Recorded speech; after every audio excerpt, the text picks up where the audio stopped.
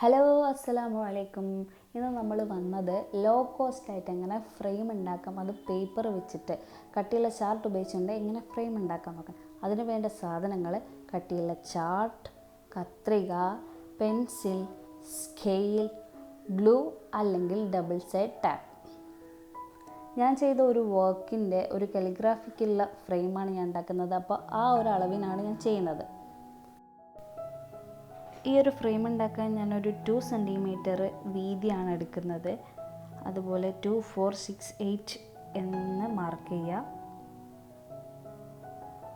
എന്നിട്ട് ഞാനൊരു extra 2 centimetre വിടുന്നത് എന്തിനാണെന്ന് വെച്ചാൽ എൻ്റെ ഈ ഒരു വർക്കിൻ്റെ ബോർഡർ മറഞ്ഞു പോകാണ്ടിരിക്കാനാണ്. നമ്മൾ ഫ്രെയിം ഫോൾഡ് ചെയ്യുമ്പോൾ അതിൻ്റെ ഉള്ളിലേക്ക് അതിൻ്റെ ബോർഡർ മറഞ്ഞു പോകാണ്ടിരിക്കാൻ വേണ്ടി ഞാനൊരു എക്സ്ട്രാ 2 കൂടി എടുക്കുന്നുണ്ട്. അതേപോലെ അപ്പുറത്തെ സൈഡും എടുത്ത് പിന്നെ ബാക്കിയുള്ളത് 2, 4, 6, 8 എന്നുള്ള രീതിയിൽ തന്നെ എടുത്ത്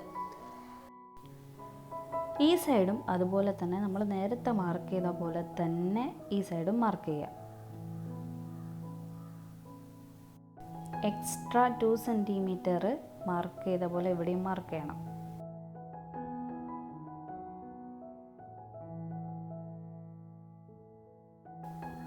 എന്നിട്ട് നമ്മൾ ആ ഒരു രീതിയിൽ കട്ട് ചെയ്യുക, സ്ക്വയർ ആക്കി നമ്മൾ കട്ട് ചെയ്യുക. ഇപ്പോൾ ടോട്ടൽ 32 സെൻറ്റിമീറ്ററിൻ്റെ സ്ക്വയറാണ് എനിക്ക് കിട്ടിയത്.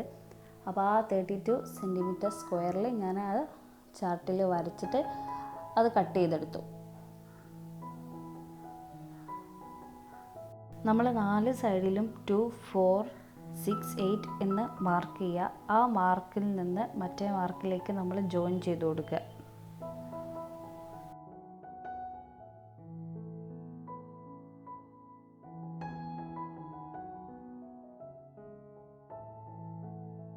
അങ്ങനെ 4 സൈഡും നമ്മൾ ജോയിൻ ചെയ്യിപ്പിക്കുക. നിങ്ങൾക്ക് ഇവിടെ കാണാൻ ഞാൻ ജോയിൻ ചെയ്തത്.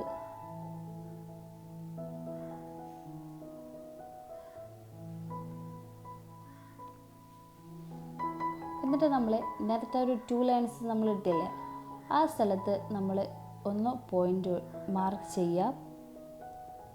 എന്നിട്ട് ഈ 4 ലൈൻസ് ഉണ്ടാവുമല്ലോ, അതിൽ സെക്കൻഡ് ലൈനിലേക്ക് നമ്മൾ അതേ അളവ് തന്നെ ഒരു വേർട്ടിക്കൽ ലൈൻ വരച്ചു കൊടുക്കുക. 4 സൈഡിലും അതുപോലെ നമ്മൾ ചെയ്യുക, ഓപ്പോസിറ്റായിട്ട്.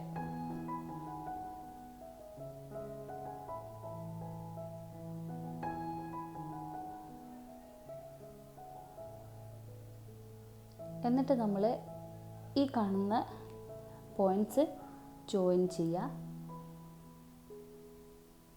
ആ ഭാഗം നമ്മൾ കട്ട് ചെയ്ത് കളയുക.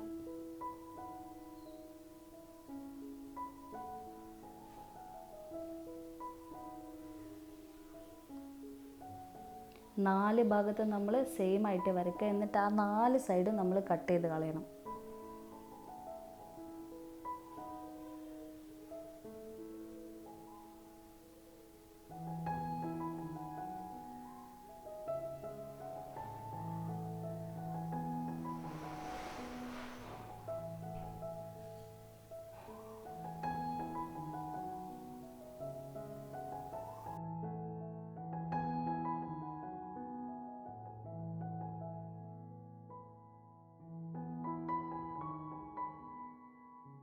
ഇതേ ഒരു രീതിയിൽ നമ്മൾ 4 സൈഡും കട്ട് ചെയ്തെടുത്തു. എന്നിട്ട് ഇനി നമുക്കിതിനെ എങ്ങനെ ഫോൾഡ് ചെയ്യാം എന്നുള്ളതാണ് അടുത്തത്. അതിനായിട്ട് നമ്മൾ നേരത്തെ ചെയ്ത 4 ലൈൻസിൽ നമ്മൾ നേരത്തെ ഡ്രോ ചെയ്ത 4 ലൈൻസ്, ആ ലൈൻസിലൂടെ സ്കോർ ചെയ്തെടുക്കുക. നിങ്ങൾ സ്കോറിങ് ടൂളുണ്ട്, അത് വെച്ച് ചെയ്താൽ മതി.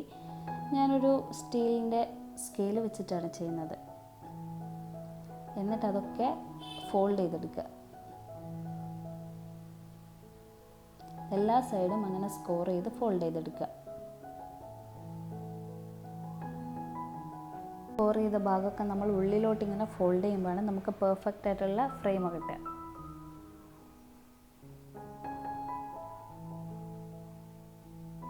എന്നിട്ട് നമ്മൾ ഒരു ഡബിൾ സൈഡ് ടാപ്പ് എടുക്കുക, അതിൻ്റെ ഒരു പീസ് എടുക്കുക.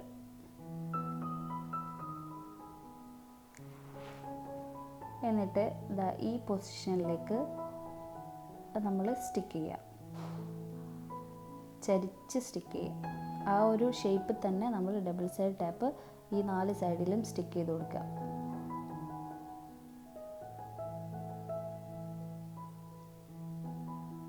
ഒന്നെങ്കിൽ നമുക്ക് ഗ്ലൂവോ അല്ലെങ്കിൽ ഡബിൾ സൈഡ് ടാപ്പോ വെച്ചിട്ട് ഈ ഒരു ഭാഗത്ത് നമ്മൾ ഉള്ളിലോട്ട് ഫോൾഡ് ചെയ്യുന്ന ഭാഗത്തല്ല, അത് നിവർത്തി വെക്കുമ്പോൾ അതിൻ്റെ ബാക്ക് സൈഡിലാണ് നമ്മൾ ഈ ഡബിൾ സൈഡ് ടാപ്പ് ആയാലും ഗ്ലൂ ആയാലും അപ്ലൈ ചെയ്യട്ടെ. നമ്മൾ ആദ്യം തന്നെ മടക്കേണ്ടത് ഈ 2 സൈഡ്സാണ്. നേരെയുള്ള 2 സൈഡില്ലേ റെക്റ്റാങ്കുലർ ആയിട്ടുള്ളത്, ആ സൈഡ്സാണ് നമ്മൾ ഫോൾഡ് ചെയ്യേണ്ടത്.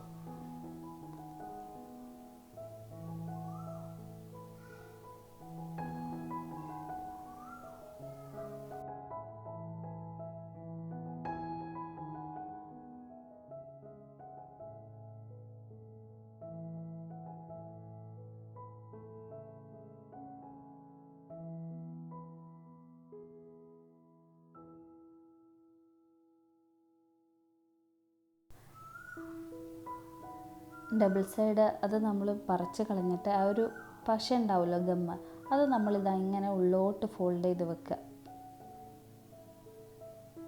നമ്മൾ 4th ലൈനുമ്മലേക്ക് തട്ടിച്ചുകൊണ്ട് നമ്മൾ ഉള്ളോട്ട് ഫോൾഡ് ചെയ്യുമ്പോൾ നമുക്കിങ്ങനെ ഒരു ബോക്സ് ആയിട്ട് വരും, ഒരു റെക്റ്റാങ്കുലർ ബോക്സ് ആയിട്ട്. നമ്മൾ 2 സെൻറ്റിമീറ്റർ വിഡ്ത്തിലാണ് ചെയ്തത്.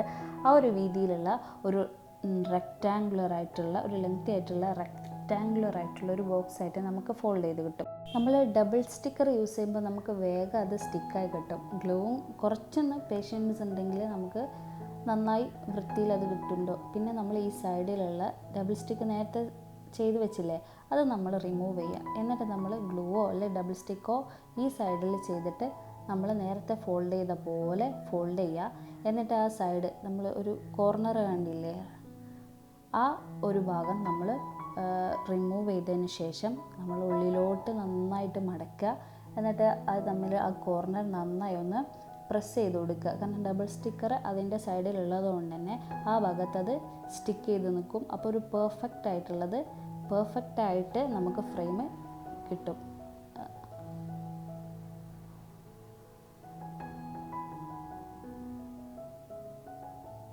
കണ്ടില്ലേ, ഭയങ്കര പെർഫെക്റ്റായിട്ടുള്ള വളരെ ചീപ്പായിട്ടുള്ള ലോ കോസ്റ്റ് ആയിട്ടുള്ള ഒരു ഫ്രെയിമാണ് നമുക്ക് കിട്ടുന്നത്. ഞാൻ ഈ ഒരു കാലിഗ്രാഫിക്ക് വേണ്ടി ചെയ്തതാണ്. സോ ആ ഒരു സൈസിലാണ് ഞാൻ ഇത് ചെയ്തെടുത്തത്.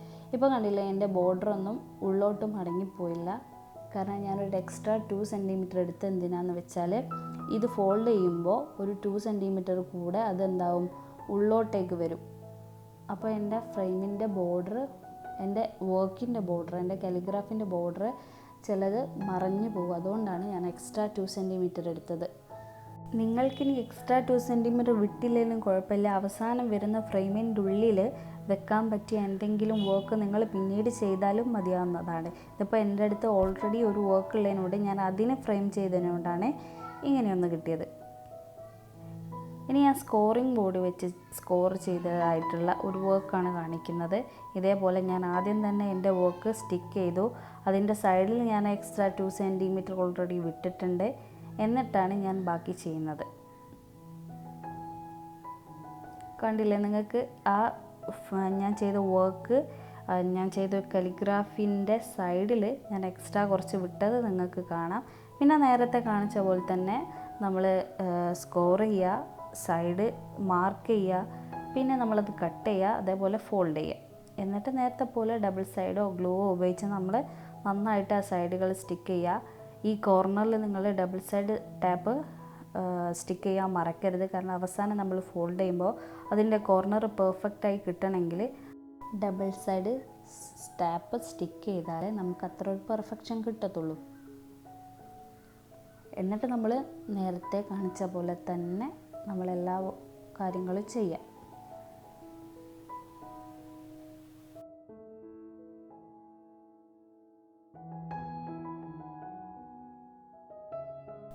ഞാൻ ഈ ഒരു വീഡിയോ കാണിക്കുന്നതെന്ന് വെച്ചാൽ ഞാനിത് ഓൾറെഡി സ്റ്റിക്ക് ചെയ്തിട്ടാണ്, എൻ്റെ ഈ കാലിഗ്രാഫി ആദ്യം ഇതിൽ സ്റ്റിക്ക് ചെയ്തിട്ടാണ് കാണിക്കുന്നത്. അപ്പോൾ ഇതിൻ്റെ ബോർഡർ ഒന്നും പോയിട്ടില്ല. ബിക്കോസ് ഞാൻ ആദ്യം 2 സെൻറ്റിമീറ്റർ എക്സ്ട്രാ ഇട്ടത് കൊണ്ട് അത് ഫോൾഡ് ചെയ്യുമ്പോൾ എൻ്റെ ബോർഡർ ഒന്നും, ഈ വർക്കിൻ്റെ ഈ റോസസ് ഒന്നും ഉള്ളോട്ടായി പോയിട്ടില്ല. ഇതാണ് നമ്മുടെ low cost paper frame. Thank you for watching.